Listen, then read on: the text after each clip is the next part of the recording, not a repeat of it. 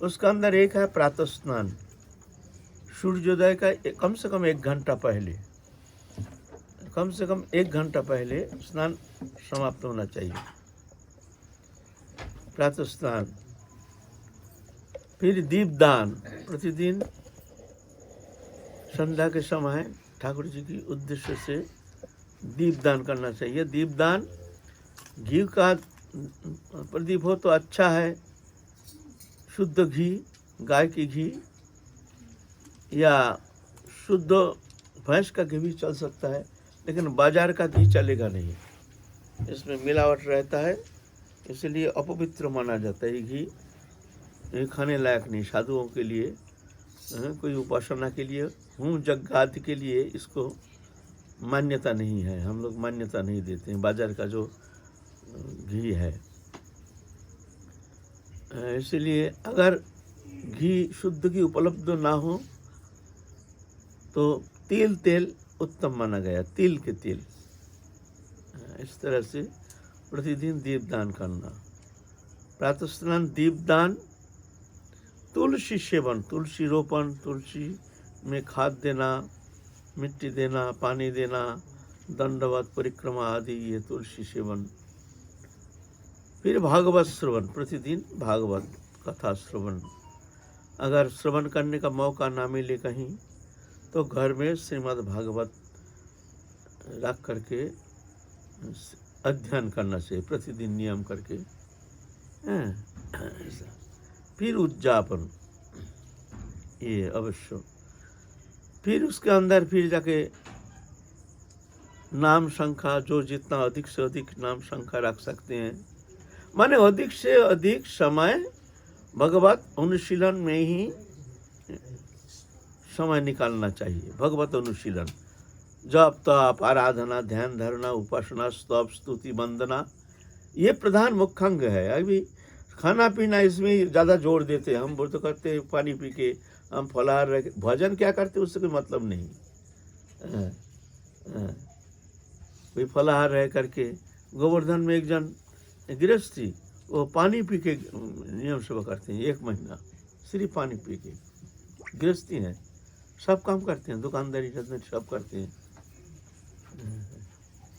1 महीना पानी पी के। तो ऐसे ठीक है, इंद्रिय निग्रह ये जरूरी है। इंद्रिय संचल होने से जैसे जैसे अन्न ऐसे मन, इसलिए आहार शुद्धि पहले, आहार शुद्ध सत्य शुद्धि, सत्य शुद्ध ध्रुवानो स्मृति। आहार शुद्ध होने से शुद्ध मन बनता है, उस शुद्ध मन में भगवत स्मृति जागृति रहती है। आहार शुद्ध होना चाहिए, शुद्ध आहार।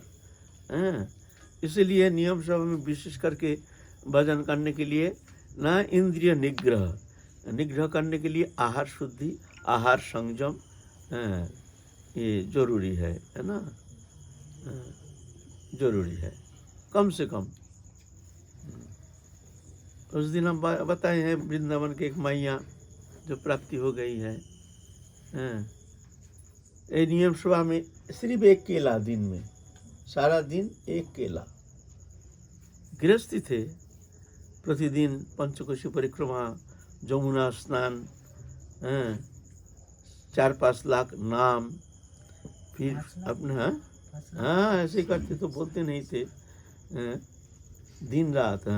इससे कोई मतलब नहीं, पूरा परिपूर्ण संसार है, 4 पुत्र हैं, सबके अपना अपना बाल बच्चा नाती पोता पोती, विशाल संसार, किसी से कोई मतलब नहीं, अपने ध्यान धारणा में रहते थे मैया। उनका काम था एक बस रोटी बनाना, साधु संत जितना माधुकरी लेने के लिए आते थे सबके लिए अपने हाथ से माधुकरी देना, बस ऐसे। तो ऐसे है नियम, आहार संयम ये जरूरी है। अधिक खाने से चित्त विक्षेप होता है, इंद्रिय चंचल होता है, इसीलिए आहार संयम बहुत जरूरी है। जो मिल गया खा लिया ऐसा नहीं, खाने का भी विधान है ना। आयुषत्व बल आरोग्य सुख प्रीति विवर्धना, रस स्निग्ध स्थिर आहारा, सात्विक प्रिय है, सात्विक आहार है। आयुषत्व बल आरोग्य सुख प्रीति विवर्धना, वर्धनकारी ये घर में बना करके शुद्ध घी, घी भी ज़्यादा नहीं, थोड़ा घी, तेल मिर्च मसाला नहीं, ऐसे फल मूल, ऐसे शुद्ध आहार ऐसे होना चाहिए, है ना। फिर राजसिक आहार, अति उष्ण तीक्ष्ण रुक्ष विदाहीन आहार सृष्टिष्टा दुख सुख माया प्रदा। कोटु अम्ल लवण तुष्ण तीक्ष्ण रुक्ष विदाहीन। कोटु खट्टा, ज़्यादा खट्टा, कोटु अम्ना, कोटु माने कोरुआ शायद ना, कोटु माने कोरुआ, हाँ बाबा, कोरुआ ना, हाँ कोटु, ज़्यादा कोटु, ज़्यादा अम्लो, अम्लो माने खट्टा, ज़्यादा खट्टा, लवण ज़्यादा नीमक खाना, अति उष्ण ज़्यादा गर्म, चाय कॉफी आदि, दूध भी ज़्यादा गर्म नहीं, तीक्ष्ण तीखा मिर्च, रुक्ष विदाहीन दहनशील, ये राजसिक आहार। ये इसलिए आहार शुद्धिकरण जरूरी है। नियम सेवा में आहार के तरफ विशेष ध्यान रखते हुए भजन में तीव्रता लाने के लिए आहार की शुद्धिकरण जरूरी है। तो इस विषय में हम लोग आलोचना किए हैं। और तामसिक आहार तो सब कुछ जानते हैं। तो जात जामं गत रसं पुति पर्युषितं च जत उच्छिष्टमपि चमेदं तो भोजनम तमसम प्रियम। जात जामं, जामिनी बीत गया है, बासी, काल का चीज़ आज, ये बासी चीज़ खाना नहीं चाहिए, उसमें कीड़ा पड़ जाता है, वायरस फैल जाता है। गत रसंग, जिसका रस सूख गया है, जैसे चिप्स आदि, बाजार का जो चिप्स ये सब होता है ना, ये सब चिप्स आदि जो है ये खाना नहीं चाहिए, जिसमें रस फस कुछ नहीं है, मसला फसला दे करके खूब चटपटी ये सब खाते हैं, सब ऐसे नहीं खाना चाहिए बाजार का कोई वस्तु। गत रसंग पूती, दुर्गंध युक्त, दुर्गंध है बहुत, प्याज लहसुन आदि। प्रदूषित जत, बहुत पहले बना हुआ वस्तु, जैसे आचार आदि, आचार भी अच्छी नहीं है, आचार खाना ठीक नहीं है। कब 6 महीना पहले तेल में डुबो के रखा है मिर्च, तो फिर तुम्हारा और क्या क्या वस्तु मसला वसला देकर, उसमें क्या रहता है उसमें, वो तो बहुत हानिकारक होता है।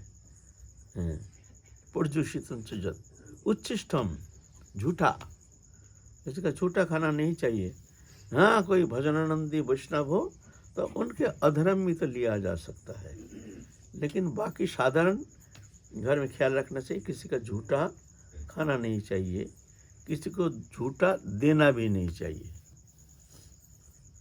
च अमेध्यम, अमेध्यम माने ये मीन मछली आदि सब, ये भोजनम तमसम प्रियम इत्यादि, जैसे अन्न ऐसे मन। इसीलिए नियम सेवा में अन्न शुद्धि संबंध में विशेष जत्नशील होकर के, बहुत संयमी होकर के भजन ध्यान करना चाहिए, है ना। फिर ये 3 एकादशी है, काल से प्रथम एकादशी, फिर 20वें की एकादशी, फिर देवोत्थान एकादशी, 3 एकादशी। इसमें निर्जला रखने का चेष्टा करना चाहिए, निर्जला व्रत। बोलो 3 एकादशी में है, कार्तिक काल 20वें एक एकादशी और उत्थान एकादशी, इसमें निर्जला रहने का चेष्टा करना चाहिए। साधारणतः जो ज़्यादा उम्र नहीं है, कोई बीमार ग्रस्त नहीं है, वो तो अवश्य रहना चाहिए। कोई कहते हैं हमारा माथा धमकता है, कोई कहते हैं हमारा बहुत अस्वस्थ हो जाते हैं, ऐसा तो होता ही है। कष्ट सहन करना ही तो तपस्या है। तपस्या क्या है? कोई कष्ट नहीं, आनंद से हम तपस्या कर सकते हैं, तो सभी कर लेगा। तो विशेषता क्या है? कष्ट को सहन करना ही तो तपस्या। ताप सहा, ताप को, कष्ट को सहन करने का नाम है तपस्या। हम कष्ट सहन ही नहीं किया, हाँ प्यास लगेगा, भूख लगेगा, उसको सहन करना चाहिए। ये साइंटिफिक है। जो एकादशी व्रत करते हैं निर्जला, विज्ञान प्रमाण किए हैं, तो बोलते हैं वो 90% कैंसर से मुक्त रह जाता है, उसको कैंसर होता नहीं। जापान के एक वैज्ञानिक और अमेरिका के एक वैज्ञानिक ने सिद्ध किया है, निर्जला पूरा निर्जला करने से 90% कैंसर होने का संभावना से मुक्त रहता है। ये साइंटिफिक है, साइंस है। इसलिए निर्जला रहने का चेष्टा करना चाहिए, है ना। और एकदम असंभव हो, ज़्यादा उम्र है, बीमारग्रस्त है, ठीक है, थोड़ा सा पानी ले लो, थोड़ा सा गला सूख जाता है, शाम के वक्त थोड़ा सा पानी ले लेना, और नहीं। और भी कष्टदायक होता है, डॉक्टर ने मना किया है, तो ठीक है, थोड़ा सा दूध ले लो। हाँ, ये नहीं एकादशी के नाम पर घी से बढ़िया बढ़िया हलवा, कोटुचून का हलवा, आलू का पापड़, फिर मान लो ये नाना प्रकार, हैं क्या क्या सब बने। ऐसा दिन खाने से तो एकादशी के दिन तो और अच्छा आनंद है, उनके आनंद तो 2-3 4 बार खा लो। खाने में तो कोई मना नहीं, बस हमको अन्न नहीं खाना है, खूब खाओ, खूब पियो, ऐसा थोड़ी होता है व्रत। ऐसा व्रत नहीं होता है। अग्नि का चीज लेना ही नहीं चाहिए, अग्नि पक का कोई भी वस्तु लेना नहीं चाहिए। अगर कोई अस्वस्थ भी हो, फल खाओ, ठीक है, फल एक बार, वो भी एक बार। कोई बीमारग्रस्त है, डॉक्टर ने मना किया है तुमको निराहार रहना अनुचित है, तो ठीक है ना। इस तरह से व्रत धारण करना चाहिए। व्रत धारण करने से मन संयमित होता है। ये दुर्बार मन संयमित होना बहुत कठिन है, हैं। इसलिए सिद्ध बाबा जब आए थे जयपुर से, हैं, तो सिद्ध जय कृष्णधर बाबा के पास आए हैं, जो हमारे ऐसे चित्त विक्षेप होता है, चित्त चंचल होता है, मन क्षोभित होता है, हम प्रसाद भक्षण करते हैं, लेकिन ऐसी स्थिति क्यों होती है। तो सिद्ध बाबा ने कह रहे हैं, देखो एक पेड़ को काट करके तुरंत तुम लकड़ी तुम अग्नि में दोगे तो वो जलेगा थोड़ी, वो तो धुआं निकलेगा, क्योंकि उसमें रस है ना। पहले उसको सुखाना पड़ेगा, सुखाना चाहिए, हैं। जब सूख जाएगा तो फिर वो जलेगा। तुम्हारा कच्चा है, भीतर में विषय रस भरा हुआ है हमारे अंदर, इसीलिए ये विषय रस को सुखाना चाहिए। सुखाने के लिए चाहिए संयमित जीवन, आहार शुद्धि, आहार शुद्धिकरण, अल्प आहार, मित आहार, शुद्ध आहार, जिसमें चित्त विक्षेप होता है, चंचल होता है, ऐसा कोई वस्तु ग्रहण करना नहीं चाहिए। और जो यंग एज है, अल्प उम्र है, उनके लिए तो और कठोर होना चाहिए, है ना। ऐसे है। तो इस तरह से संयमित जीवन धारण करके कार्तिक व्रत पालन करना चाहिए। विशेषतः इसमें भजन का नियम होना चाहिए ज़्यादा। खान पियान ठीक है जैसे हो, लेकिन कोशिश करना चाहिए अधिक से अधिक समय हम भगवत चिंतन में हम नियोजित करें। विषय वस्तु पदार्थ से दूर रह करके मन को संयमित करके भगवत चिंतन में एक तल्लीनता। हम तो सारा जीवन तो हम अपने भोग के लिए ही तो हमारे जीवन को समर्पण करके भोग चिंता में ही और भोग वस्तु प्राप्ति के लिए ही हमारे समस्त कर्म चेष्टा, ठीक है। तो 1 महीना तो ऐसा व्रत धारण करके प्रभु के लिए समर्पित हो करके तुम व्रत अनुष्ठान करो ना, परम कल्याण परम मंगल साधन हो सकता है। ऐसे महत्व है कार्तिक व्रत का, कहीं भी रहो, है ना। इस तरह से व्रत धारण करना चाहिए। तो निर्जला रहने का चेष्टा करना चाहिए। शांति सभी चाहते हैं, शांति चाहते हैं, किंतु जहाँ शांति है वहाँ तो अनुसंधान नहीं करता है। जहाँ अशांति है उधर ही मन भागता है। अशांति में शांति है जान करके ऐसे भोग वस्तु प्राप्ति के लिए वो भाग रहा है, मन भाग रहा है, और उसके लिए हमारे समस्त कर्म चेष्टा। शांति कहाँ है उसको अनुसंधान करना चाहिए। बोले शांति क्या मरने के बाद मिलता है? मर जाने से कोई कहते हैं मरने के बाद शांति मिलती है, ऐसा थोड़ी होता है। संस्कार लेके जाता है और ज़्यादा दुखी हो जाता है। ना जाने कर्म संस्कार अनुसार किस जन्म में जा कर के हमको जन्म लेना पड़ेगा, कोई गारंटी थोड़ी है। तो मनुष्य तो रहते रहते भगवत उपासना करो। इसी शरीर में रहकर ही तुम शांति प्राप्ति कर सकते हो इस शरीर में रह करके। वो क्या है, क्या करना है हमको शांति प्राप्ति के लिए? तो गीता कहते हैं विहाय कामान जस सर्वान पुमांग शरति निष्प्रियो निर्मम निरहंकार स शांति मधिगच्छति। वो शांति प्राप्त, ये शरीर में रह करके, ये संसार में रह करके, ये नहीं उसको जंगल जाना पड़ेगा, ये नहीं समस्त वस्तु पदार्थ से दूर रह करके एकांत में रह करके उसको शांति, ऐसा थोड़ी मिलता है, वहाँ पे मिलेगा नहीं, कहीं नहीं मिलेगा। शांति तो तुम्हारे भीतर है। यहाँ तो अनुसंधान करो, जहाँ शांति है वहाँ तो हम अनुसंधान नहीं करते हैं, जहाँ अशांति है उसमें शांति जान करके उसके पीछे भाग रहे हैं और दुखी हो जाते हैं। अशांति दृश्य मान जागतिक वस्तु पदार्थ तो कभी शांत कर सकता है? शांति क्या है? शांति शांति शांत, शांत शब्द से शांति आया है। शांत माने जहाँ कुछ नहीं चाहिए, जब जब जब तक चाहिए तब तक अशांति। भूख लग गई, उफ को खाना पड़ेगा, उफ खाना चाहिए, चाहिए, क्या चाहिए? भूख लग गया, खाना चाहिए। अच्छा, खाना मिल गया, और खाओ, और लो, और लो, और लो, ना ना हो गया, हो गया, बहुत खा लिया, बहुत खा लिया, ना और लो, ना ना। अब कैसे हैं? बोलते अब शांति। अच्छा, आप सोने का मन कर रहा, सो जाओ। सो गया, बहुत समय सो गया, जाग गया, अरे और थोड़ा सो जाओ, ना ना ना ना, अब ना, बस बस वो क्लांति मिट गई। अब कैसे लग रहा? बोलते अब शांति। तो शांति कब? जब नहीं चाहिए, जब तक चाहिए तब तक अशांति। और शांति कब? नहीं चाहिए, और नहीं चाहिए, और नहीं चाहिए।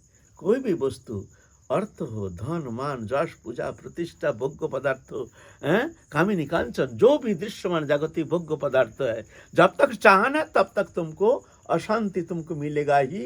ये जोड़िए वस्तु का ये स्वभाव है, अशांति पैदा करेगा ही। वस्तु पदार्थ का ये स्वभाव है, जोड़िए वस्तु का स्वभाव है अशांति। इसका परिणाम तुमको मिलेगा, सबको मिलेगा। तुम हम कोई भी हो, अगर भगवान छोड़ करके दृश्यमान जागतिक कोई भी वस्तु पदार्थ, देहोदही कोई भी वस्तु पदार्थ के प्रति आसक्त होकर उस वस्तु प्राप्ति के लिए हमारा मन भागेगा, तब तक तुमको अशांति भोगना पड़ेगा, अशांति मिलेगा ही। शांत होना संभव नहीं। तो शांति कब? नहीं चाहिए, अब नहीं शांति। अब कैसे है? शांति शांत सो शांति। जहाँ और जो शांति, जो शांत वो संत। संत कौन है? जो शांत हो गया वो संत है। ऐसे थोड़ी संत होता है हमारे जैसे। शांति तो कहते हैं विहाय कामान सर्वान, जिसका समस्त कामना निवृत्त हो गया है। विहाय नष्ट हो गया, सर्वान कामान समस्त कामना। समस्त कामना माने सात्विक राजसिक तामसिक निर्गुण, ये चार प्रकार का कामना है। सात्विक कामना है मंदिर करेंगे, मस्जिद करेंगे, हम सेवा करेंगे, प्रचार करेंगे, हम कल्याणमूलक काम करेंगे, हम देश हित के लिए काम करेंगे, ये सब अच्छा है। ये है सात्विक कामना। ये कामना भी बंधनकारी। अच्छा है, कल्याण होगा, मरने का बाद तुमको फिर मनुष्य जन्म मिलेगा, अच्छा कुल में जन्म मिलेगा, धनवान। शुचिनांग श्रीमतांगे है जगभ्रष्टो विजायते। शुचिनांग माने पवित्र कुल में, ब्राह्मण कुल में। श्रीमतांग है, श्रीमतांग माने धन, पैसा वाला, धनवान कुल में उनको जन्म होगा, लेकिन वो भी बंधन का कारण है। सात्विक। राजसिक क्या है? राजसिक कामना, मकान बनाएंगे, सुखी रहेंगे, हम गाड़ी बाड़ी होनी चाहिए, हम खाएंगे पिएंगे, दान करेंगे, ये सब संसार विषयक जो कामना, ये है राजसिक कामना। सात्विक कामना के कारण जाता है स्वर्ग, राजसिक कामना के कारण आता है मृत्युलोक में। और तामसिक कामना है जो अवैध कामना, जो समाज जीवन में जिसकी स्वीकृति नहीं है, निकृष्ट, जिसमें अपजश होता है, ऐसे वस्तु, ऐसे कामना जो है तामसिक कामना, ये तो नरक ले जाता है। ये तीनों कामना वर्जित, सात्विक, राजसिक, तामसिक, तीनों कामना वर्जित। और एक है निर्गुण कामना। निर्गुण माने गुणातीत। वो क्या है? नहीं, इसी जन्म में हमको राधारानी के चरण में भक्ति मिल जाए, ये बंधनकारी नहीं, ये मुक्ति का कारण होता है। ये कामना तो होना चाहिए। यह है निर्गुण कामना, ये बंधनकारी नहीं, बंधन मुक्तिकारी। जो कामना भगवत प्रीति संपादन के लिए अपने सुखेच्छा रहित होकर के समस्त कर्मफल भगवत चरण में समर्पण करके भगवत प्रीति के लिए, भगवत प्राप्ति के लिए, भगवत प्रेम प्राप्ति के उद्देश्य से जो कर्म अनुष्ठान किया जाता है, माने भजन अनुष्ठान, वो है निर्गुण कामना। हमको इस जन्म में ठाकुर जी का दर्शन मिले, हमको इस जन्म में राधा रानी के प्रेम मिले, हमको इस जन्म में मरने के बाद राधा रानी की सेवा मिले, ये कामना, ये कामना निर्गुण कामना, ये कामना होना चाहिए, ये बंधनकारी नहीं। तो विहाय कामान सर्वान, समस्त कामना वर्जित। पुमांश्चरति निष्प्रिय, निष्प्रिय होकर के, कोई स्पृहा नहीं, रहते हैं, चलते हैं, कहीं जाते हैं, कहीं रहते हैं। निर्ममो निरहंकार शांति अधिगच्छति। निर्मम, ममत्व बुद्धिहीन, ये कोई मेरा वस्तु नहीं है। भगवान छोड़ के दृश्यमान जागतिक कोई भी वस्तु हो, इवन ये शरीर तक, ये भी मेरा नहीं, ये भी मेरा नहीं। शरीर संबंधी वस्तु ये तो बहुत दूर की बात है। बोलता है जिस घट में हम निवास कर रहे हैं ये भी मेरा नहीं, इससे अलग है हम। निर्ममो ममत्व बुद्धिहीन, ममत्व बुद्धिहीन, मेरा कोई वस्तु है ही नहीं इस संसार में। देहो दैहिक वस्तु पदार्थ, स्त्री पुत्र कुटुंब परिवार धन जन वित्त वैभव आदि जो भी पदार्थ, ये वस्तु की प्रति आसक्ति जिसका है नहीं, ममत्व बुद्धि है नहीं। ममत्व बुद्धि से तो आसक्ति, पहले मेरापन फिर आसक्ति। ममत्व बुद्धि नहीं तो आसक्ति भी नहीं। ममत्व बुद्धि के कारण आसक्ति पैदा होता है, मेरा है ना। तो निर्मम, निरहंकार, अहंकार घमंड करना, ये मेरा है, ये मेरा है, ये मेरा है, ये मेरा है, पैसा मेरा है, धन मेरा है, मकान मेरा है, ये सब मेरा, मैं मेरापन,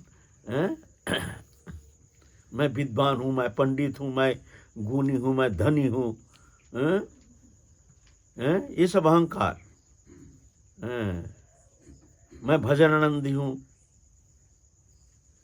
मैं ब्राह्मण हूँ, मैं बड़े क्वालिफाइड हूँ, MA PhD हूँ। ये सब एक तो ग्रंथि लग गया है, जड़ चेतन का ग्रंथि, सबसे बड़ा ग्रंथि। ये ग्रंथि के ऊपर और एक ग्रंथि लग गया, ये जड़ी अभिमान, मैं कुलीन हूँ, मैं फलाना हूँ। उसके ऊपर और ग्रंथि लग गया, क्या?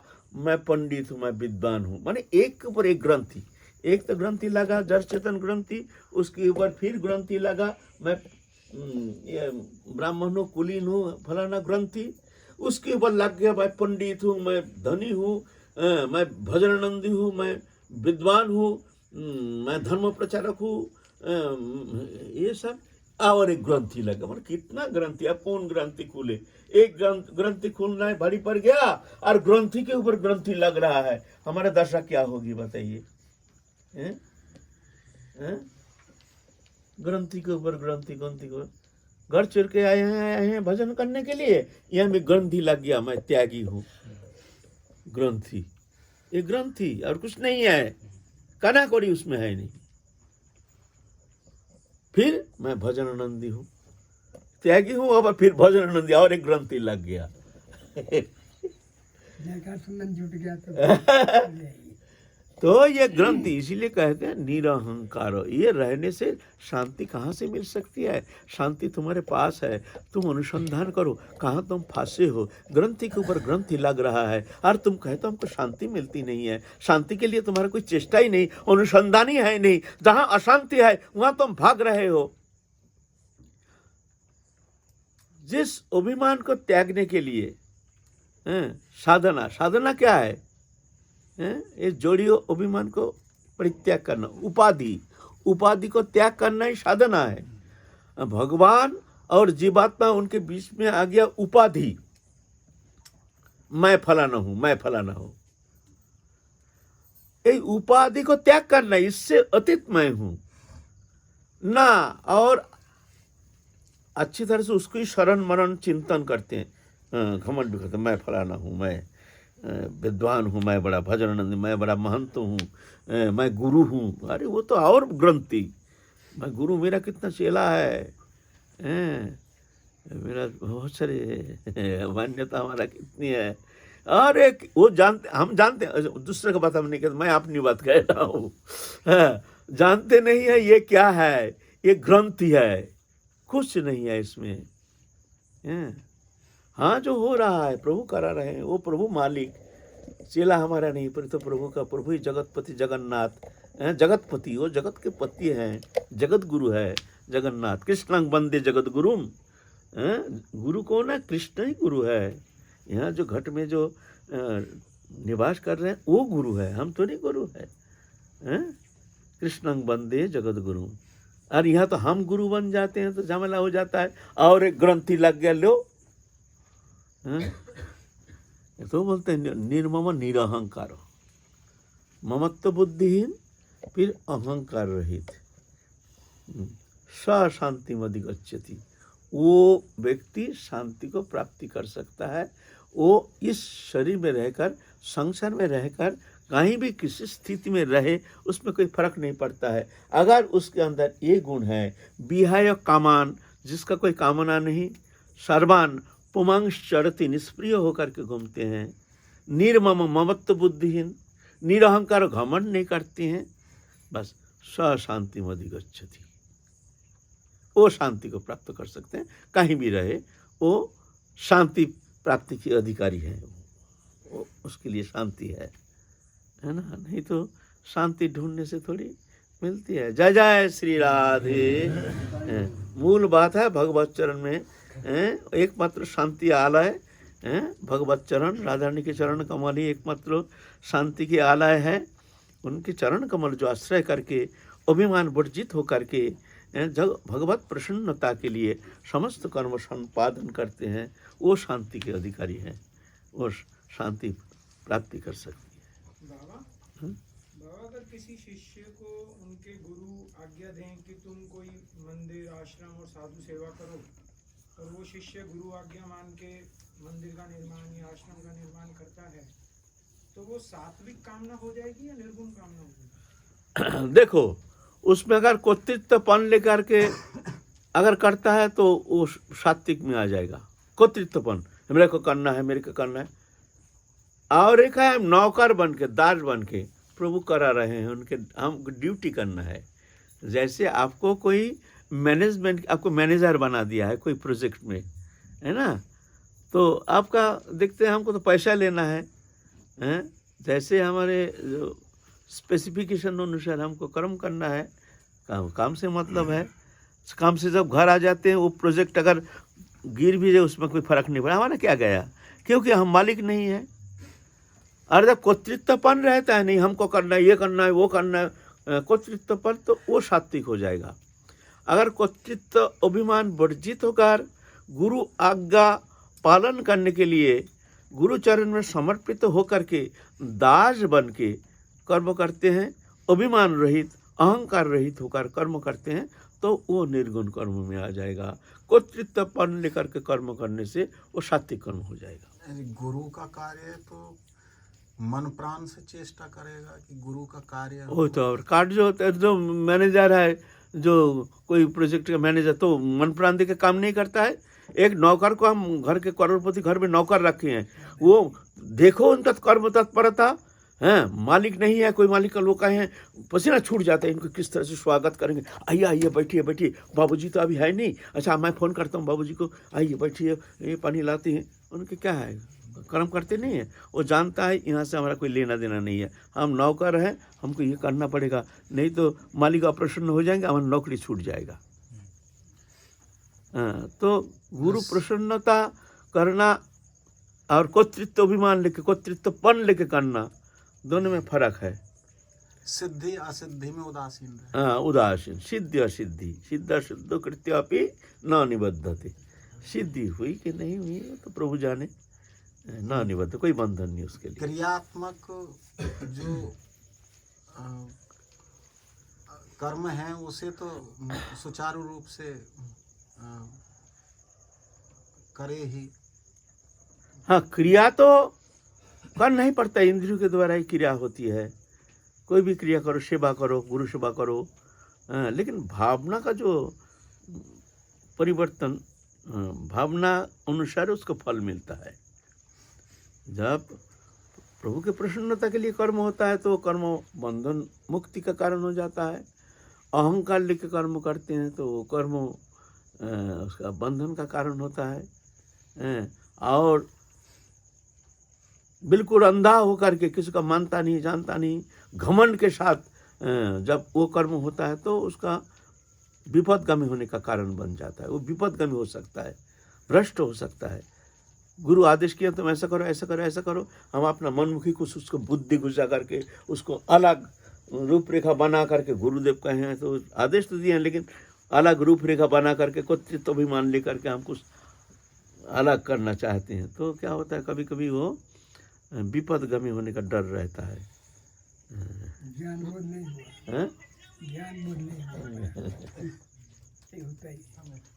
बाबा एक जब हम किसी को, अहंकार तो शुरू से ही मन में हमेशा रहता है, अगर किसी को परिचय देना हो तो उसमें भी अहंकार रहता है कि हम उन गुरु जी के शिष्य हैं, या कुछ और तरह की, जैसे अभी आपने बताया कि इतनी उपाधियां लगा के देते हैं, मैं ये मैं हूँ। तो अगर कोई परिचय पूछता है तो वो परिचय कैसे होना चाहिए, गुरु जी के साथ जोड़ के होना चाहिए, ये कैसे परिचय होना चाहिए कि उसमें अहंकार ना आए?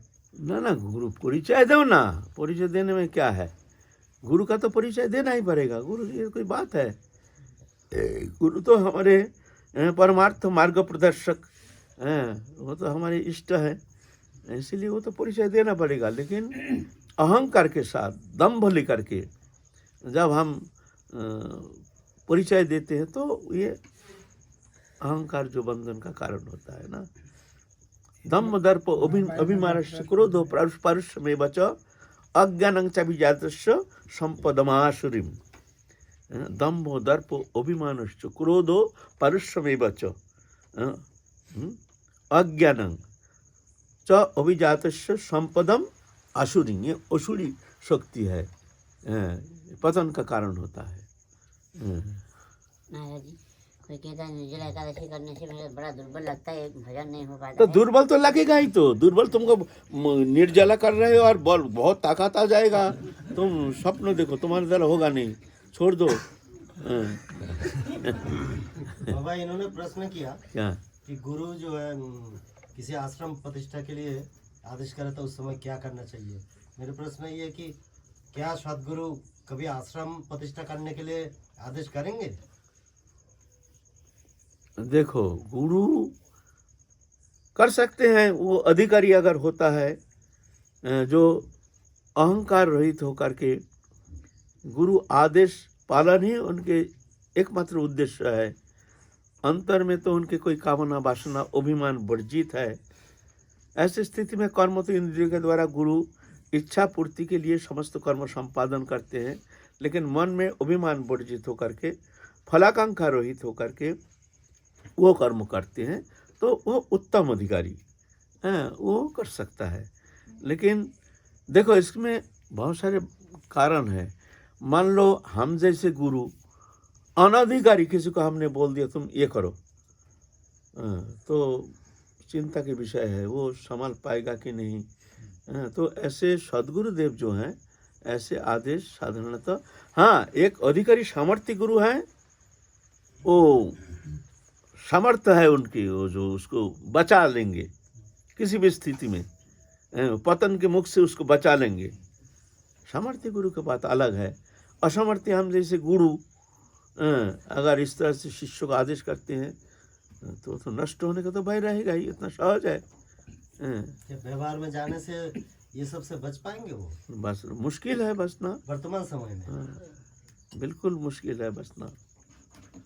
लेकिन वही तो झमेला हो गया ना, आदेश कर देते हैं, शिष्य का हालत खराब हो ये जाता मेरे है। कहना है कि सदगुरु क्या आदेश करेंगे वर्तमान समय में?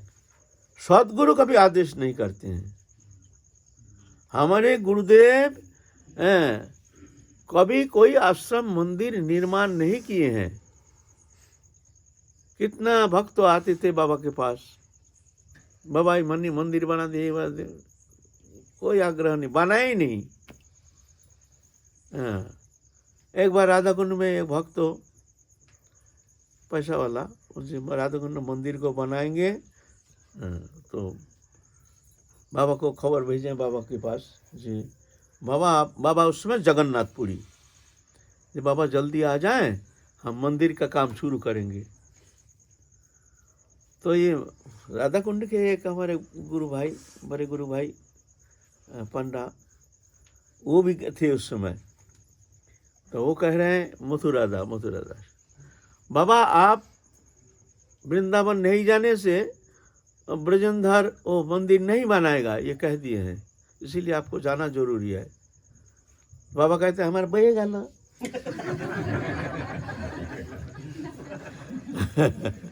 एकदम मुख टेढ़े बेकिए, बाबा तुरंत मुख को टेढ़ा करके बहेगा ना, बनाए ना बनाए हमारा क्या गया। ऐसा है निर्लिप्त तो निष्प्रिय हो, जो वो ऐसा थोड़ी खुद भी करते नहीं है और शिष्य को भी ऐसे प्रेरणा नहीं देती है। पहले तो साधु को तो जो त्यागी है उसके लिए आश्रम मंदिर निर्माण निषिद्ध है। आश्रम मंदिर बनाना निषिद्ध है, जो त्यागी है उसके लिए शास्त्र में निषेध किया है। इसीलिए बाबा अपने बड़े बाबा ने क्या आपको कभी ऐसा आदेश किया है? क्या कभी कहीं भी एक कुछ भी बनाए, झुपड़ी बनाए? अरे बनाना तो दूर की बात है। एक दिन हमको बुला करके राधा कुंड को आश्रम को दिखा करके हमको बोलते विनोद इधर आओ। हम कह बाबा ये जो आश्रम देखते हो, लेकिन हाँ हाँ बाबा ये तुम्हारे लिए नहीं, तुम भजन करने आए हो। सत्य कहता हूं मैं, क्या जाने बाबा क्या मन में है, आश्रम को दिखा करके कह रहे हैं विनोद तुम इधर आओ। हम गए, आज से 42 साल पहले की बात है। ये जो आश्रम देख रहे हो ना, हाँ बाबा देख रहे हैं, बाबा अपना आश्रम दिखा रहे, ये तुम्हारे लिए नहीं, तुम भजन करने आए हो। जय जय श्री राम। सदगुरु कभी ऐसे आदेश नहीं करते हैं। कल से आप मौन ले लें। कल से मौन ले लेंगे। अगर राधा रानी की प्रेरणा हुई तो थोड़ा कुछ समय के लिए भगवत सत्संग हो। अगर प्रेरणा कीर्तन हुई तो 9 बजे से होगा। कीर्तन हमारा 9 बजे से शुरू करेंगे, 10 बजे के अंदर हमारे समाप्त हो जाएगा, 10 सवा 10 बजे तक, क्योंकि हमारा जल्दी करके फिर प्रातः काल उठना है।